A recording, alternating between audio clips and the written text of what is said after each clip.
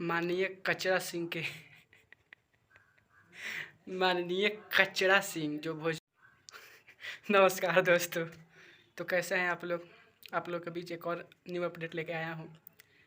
माननीय कचरा सिंह के माननीय कचरा सिंह जो भोजपुरी की कचरा है ना, कचरा सिंह, उसका अस्तित्व दिन प्रतिदिन मिट्टी में मिलते जा रहा है।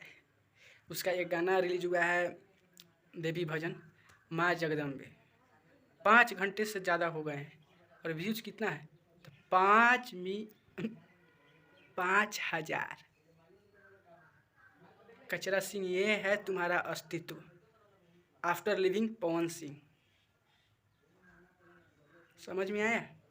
तुम्हारा अस्तित्व पवन सिंह के साथ था, खेसारी लाल के साथ था, दोनों का साथ तुम्हारा छूटा। तुम्हारा अस्तित्व 1000 के बराबर भी नहीं है। अब किसी अदर इंडस्ट्रीज में तुम जा सकती हो, वहाँ प्रदर्शन करो, प्रदर्शनी मेला दिखाओ। समझी कचरा? तुम भोजपुरी की वाकई में कचरा सिंह हो। कचरा, अक्षरा नहीं, कचरा। नमस्ते दोस्तों, बाय।